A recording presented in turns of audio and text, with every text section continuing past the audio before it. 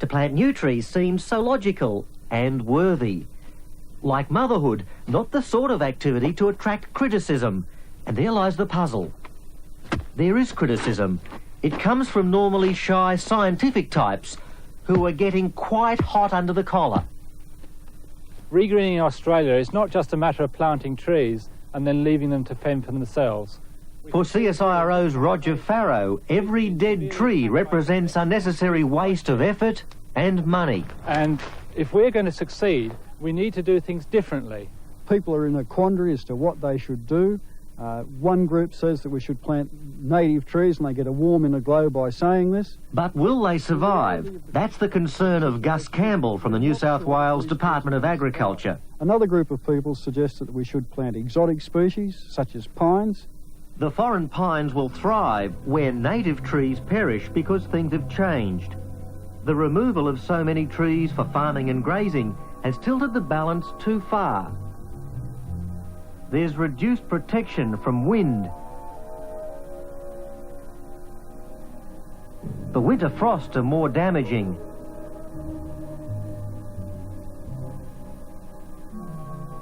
Introduced pressure from grazing livestock and improved pastures kills or suffocates the new generations of young trees trying to emerge. That's one part of the dieback equation. The other side is biological. The birds deprived of shelter move away, and that evacuation has proved a greater loss than first imagined. It's triggered an explosion, though a silent one, and to a large extent invisible, because it happens by night.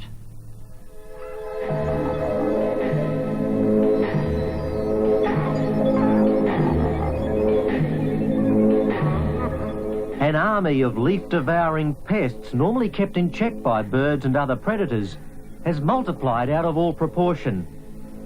By day, the caterpillars of the autumn gum moth rest, but under the cover of darkness they move out to feed. And there's the sawfly grubs. They consume their body weight of foliage in just a few sittings.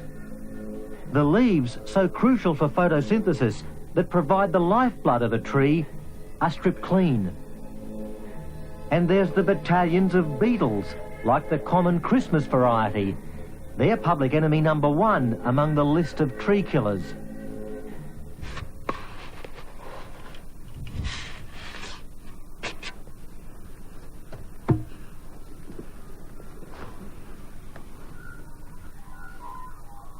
This one is a small Christmas beetle larvae and will turn into an adult in December 1991 and will feed on trees.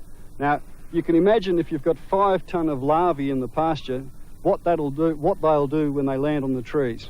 What will they do? Well, they will completely defoliate the trees and stunt its growth, or if it's repeated over a number of years, kill the tree.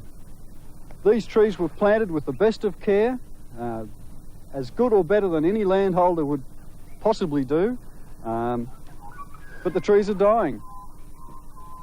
The main factor causing the death of trees is severe late frosts or early frosts and insects, and the interaction of the two is stunting the tree, causing the trees to reshoot all the time and not getting above the frost damage zone.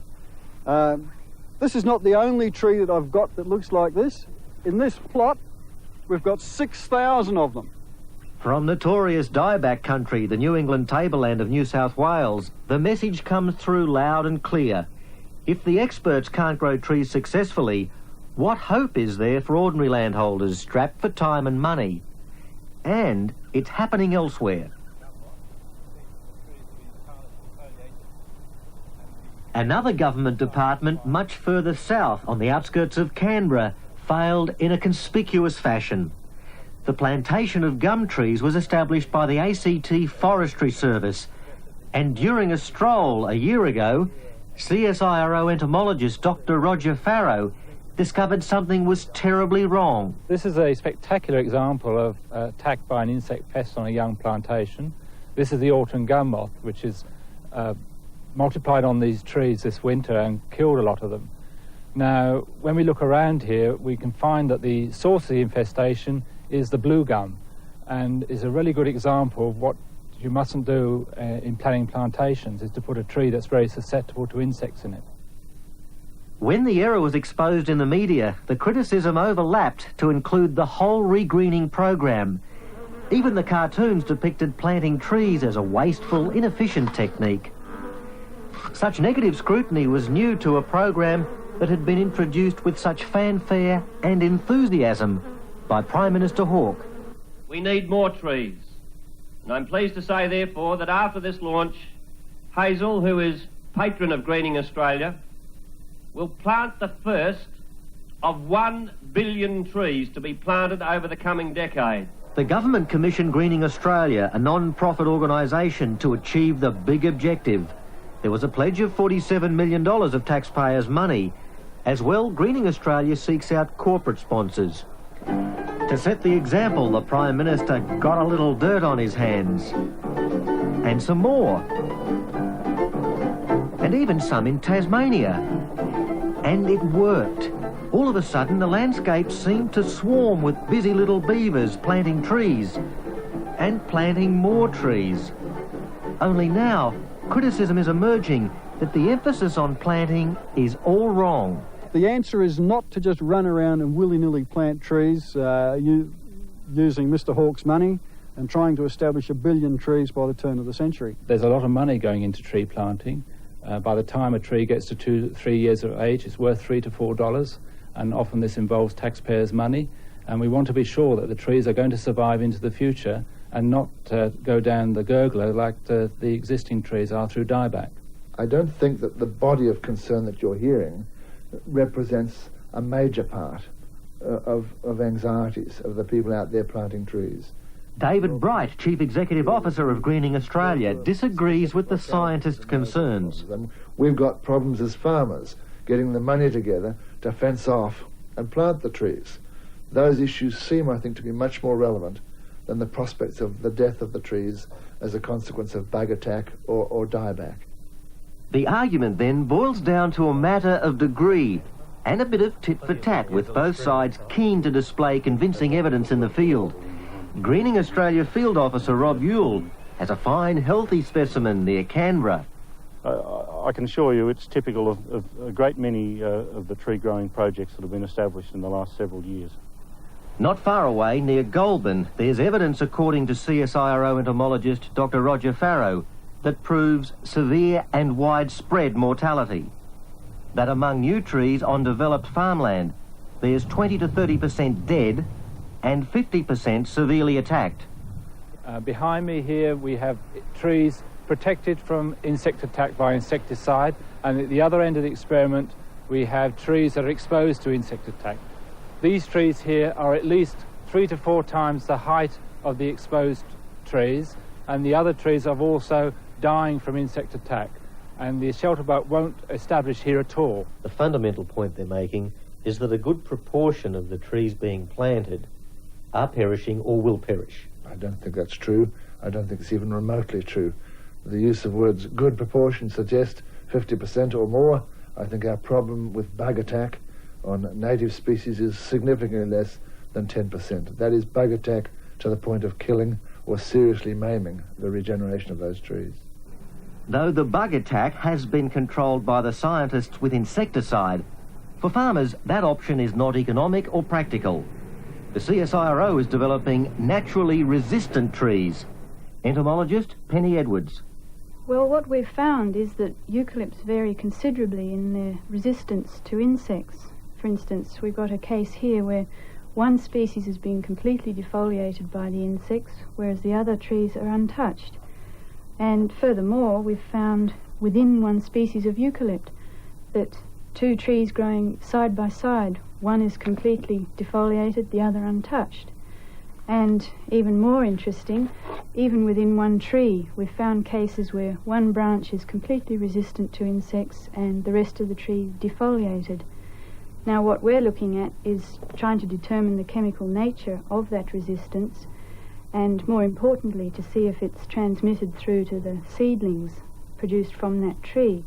And if that's the case, it would provide the opportunity for nurseries to be able to provide trees to farmers that are resistant to insects. Trees resistant to the Christmas beetle won't be available for 5 years. And Roger Farrow looks on while government-subsidised community groups embark on what he describes as poorly planned tree schemes. Roger Farrow says he can predict the failures, and yet he's not being consulted, even by Greening Australia. We certainly are feeling a bit left out of some of these programs because we've clearly demonstrated that insects are a major problem on trees. And certainly a lot of plantations are going in areas where this problem is going to be very much in evidence in the next few years, if not already.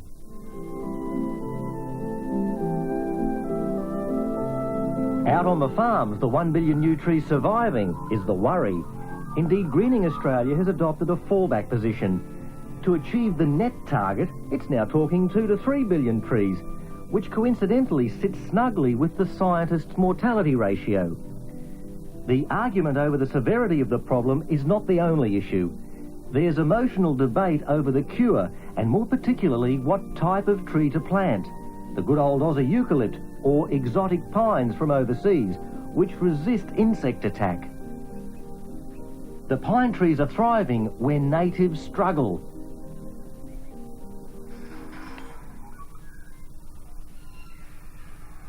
Gordon Williams near Armidale lost 80% of his newly planted eucalypts, but succeeded with pine trees.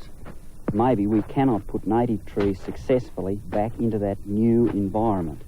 But I think with most of the common exotics, say, grown in this area, we're looking at well over 80, probably 90% survival, which is pretty good. It's irresponsible to sit back and say it's too hard, we'll do nothing. We can find an exotic that will suit a purpose for the new environment.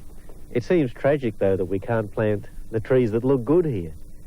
Well, I suppose there's plenty of exotics that when you plant them, they look good too. But I think we need to close up our environment, improve our microclimate to get natives to grow again, if in fact they will successfully with all the other changes that we've created into our system.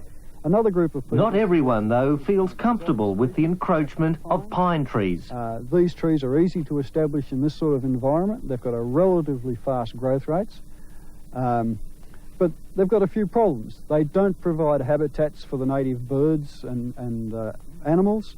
They're relatively short-lived, and unfortunately, in the pastoral environment, they don't drop seed which regenerates, so that when they die after, say, 60 or 70 years, they have to be replaced again. And we've got to go through the whole exercise of re-establishing trees all over again.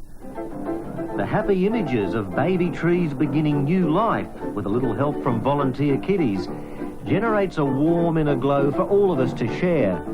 Yet even in year one of our decade of regreening, that country comfort is wearing thin, and you need look no further than the token trees installed by politicians.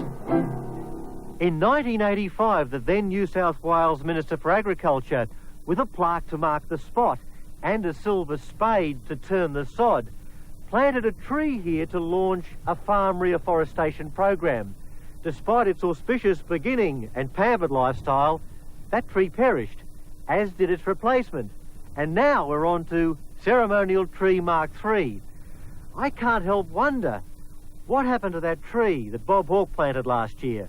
The first of 1 billion to be planted this decade.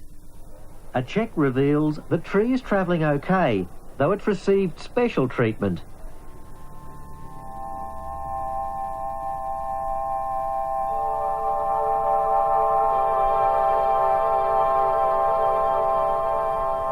Gus Campbell worries about all those other trees, millions of them. They won't be so lucky. Are we going off half-cocked? I think we are, but politicians get this sense of achievement by saying that they've spent huge sums of money to regreen Australia, and it's probably not going to work.